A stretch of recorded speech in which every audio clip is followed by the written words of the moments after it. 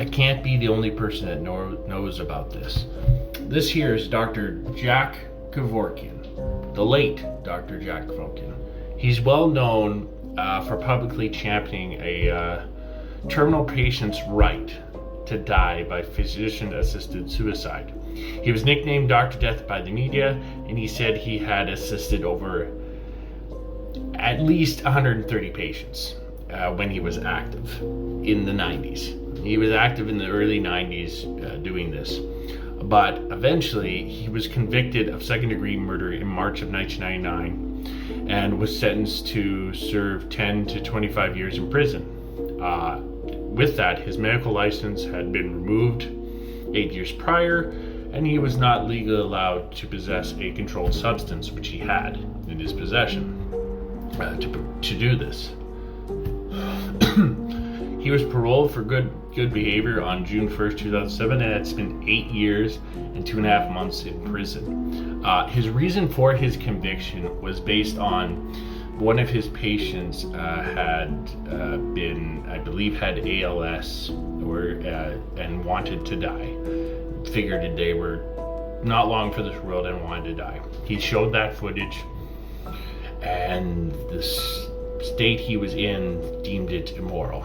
So based on that, that's why he was in prison. But after being released, he was on parole for 2 years under conditions that he would not help anyone die or provide care for anyone older than 62 or who are disabled. Up until his death of a blood clot called thrombosis.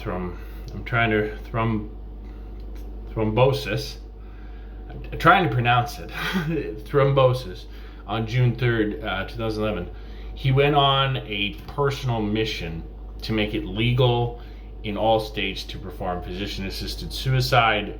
Many laws have since been passed. It's a controversial topic, still to this day.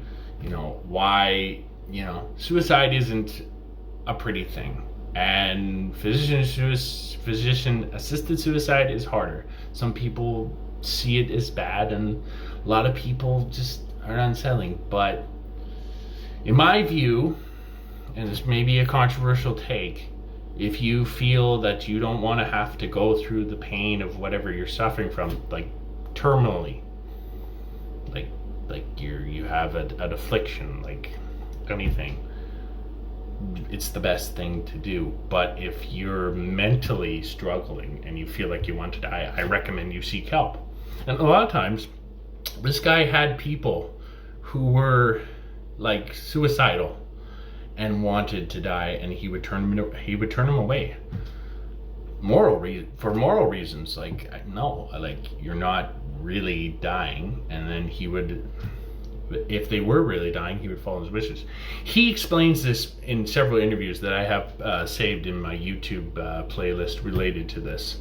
So you can decide for yourself whether this was good, this is bad. I also have a Time magazine article that I found online. It's going to be posted in the Facebook group, where he does a lengthy interview about this whole thing.